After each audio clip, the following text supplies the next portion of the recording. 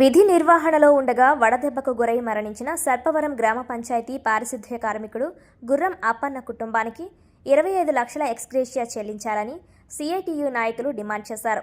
ఈ మేరకు సోమవారం జిల్లా కలెక్టర్ ఎంఎన్ హరీంద్ర ప్రసాద్ను కలిసి వినతి పత్రాన్ని సమర్పించారు.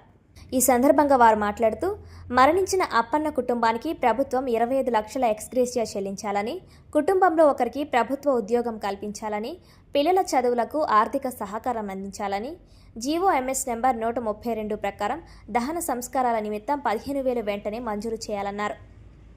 ఈ వినతిపై స్పందించిన కలెక్టర్ ఎక్స్గ్రేషియా విషయాన్ని ప్రభుత్వానికి నివేదిస్తామని హామీ ఇచ్చారు. అదేవిధంగా పంచాయతీల్లో పెండింగ్లో ఉన్న వివిధ సమస్యలను కలెక్టర్ దృష్టికి యూనియన్ ప్రతినిధులు తీసుకెళ్లారు. ఎండ తీవ్రత దృష్ట్యా పారిశుద్ధ్య కార్మికులు పనివేళలను మార్చాలని కోరారు. దీనిపై సానుకూలంగా స్పందించిన కలెక్టర్ తక్షణమే పనివేళలు మార్చాలని డిఎల్పిఓ అన్నామణిని ఆదేశించారు. అలాగే బకాయి జీతాల చెల్లింపులు, ఇంద్రపాలెం పంచాయతీలో నెలకొన్న వేతన సమస్యలు, సాంకేతిక లోపాలు, పేర్ల నమోదులో తప్పులను వెంటనే సరిదిద్దాలని సంబంధిత అధికారులను ఆదేశించారు. ఈ కార్యక్రమంలో పంచాయతీ యూనియన్ కార్యదర్శి CH Ajay Kumar, CITU rural కార్యదర్శి టి రాజాలు, వాసంశెట్టి శ్రీనివాస్, మేడిశెట్టి శ్రీనివాస్, దడాల ఆదర్శ తదితరులు పాల్గొన్నారు. సర్పవరం గ్రామ పంచాయతీ కార్మికుడు గుర్రం అప్పన్న తన శానిటేషన్ పని చేస్తున్న సందర్భంలో శుక్రవారం నాడు మధ్యాహ్నం పనిలో 2:30 గంటలకి వడదెబ్బకి తగిలి చనిపోయాడు. ఈ కార్మికులు ఈ ఎండాకాలంలో తీవ్రమైన ఎండల్లో పనిచేయాల్సిన పరిస్థితి వస్తుంది. ప్రభుత్వం ఒకవైపు ఉదయం 10 నుంచి 4 గంటల వరకు వడదెబ్బ తీవ్రంగా ఉంటుంది, ఎండలు తీవ్రంగా ఉంటున్నాయి కాబట్టి రక్షణ చర్యలు తీసుకోండి, బయటికి రావద్దు అని చెబుతున్నారు. కానీ కార్మికులకు మాత్రం మినహాయింపు ఇవ్వకుండా కొన్ని పంచాయతీలు ఒక ఎండ లేదు, కొండ లేదు, విపరీతంగా ఎండల్లో పనిచేయించుకోవడం వల్ల ఈ గుర్రం అప్పన్న అనే కార్మికుడు సర్పవరంలో చనిపోయాడు.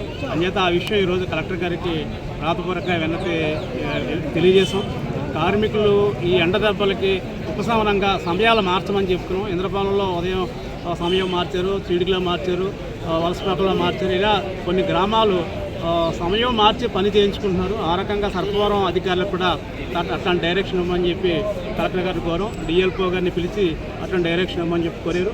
అట్లాగే గుర్రం అప్పన్న వడదెబ్బలు చనిపోయిన కారణంగా ప్రభుత్వం నుంచి 25 లక్షలు ఎక్స్గ్రేషియా ఇవ్వమని చెప్పి కలెక్టర్ గారిని కోరాం. ఆ కుటుంబానికి ఒక ఉద్యోగం ఇవ్వమని చెప్పి అడిగాం. అట్లాగే గుర్రం అప్పన్న కుటుంబంలో 2 పిల్లలు చదువుకుంటున్నారు. ఆ చదువుకుంటున్న వాళ్ళకి కూడా ఆ చదువుకు సంబంధించినటువంటి ఖర్చులు ప్రభుత్వం నుంచి చదివించాలని చెప్పి విజ్ఞప్తి చేసాం. అట్లాగే రూరల్ పంచాయతీలో అనేక పెండింగ్ ఇష్యూస్ చాలా ఉన్నాయి సార్. వీటి కోసం గతంలో అధికారులకి విన్నవించాం. పెండింగ్ ఇష్యూస్ ఇంకా పెండింగ్లో ఉన్నాయి.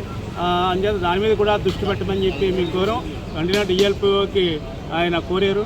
ఇంద్రపాలెం పంచాయతీలు ఇప్పటికీ ఎన్ఎంఆర్ కార్మికులకి 10 నెలల జీతాలు రాలేదు ఇద్దరికి. అట్లాగే ఇంద్రపాలెం పంచాయతీలో టెక్నికల్ మిస్టేక్స్ జరిగి 2 ఆధార్ కార్డులు మార్చేసిన పరిస్థితి ఇంద్రపాలెం జరిగింది. ఆయన ఇట్లాంటి టెక్నికల్ మిస్టేక్స్ కూడా తుల్లో జరిగాయట. ఎట్లాంటి టెక్నికల్ మిస్టేక్స్ ఏమైనా ఉంటే వెంటనే అధికారుల దృష్టి తీసుకొచ్చి దాన్ని సెర్చ్ చేయండి అని చెప్పి కలెక్టర్ గారు డిఎల్పోకి సంబంధిత అధికారులకి ఆయన తెలియజేశారు. ఆ రకంగా ఆ సమస్యలు పరిష్కారం చేయాలని చెప్పి, కార్మికులు న్యాయం చేయాలని చెప్పి సిఐటిగా అట్లా గ్రామ పంచాయతీ యూనియన్గా ఈరోజు ఈ కార్యక్రమం చేయడం జరిగింది. ఈ కార్యక్రమంలో చింతపల్లి అజయ్ కుమార్, గ్రామ పంచాయతీ యూనియన్ కార్యదర్శి, అట్లాగే సిఐటి రూరల్ కార్యదర్శి తొట్టిపూడి రాజా, ఇంద్రపాలెం కార్మికులు శ్రీనివాసు వాళ్ళు కూడా ఆదర్శ పాల్గొన్నారు. ఇది మా యొక్క విన్నపం.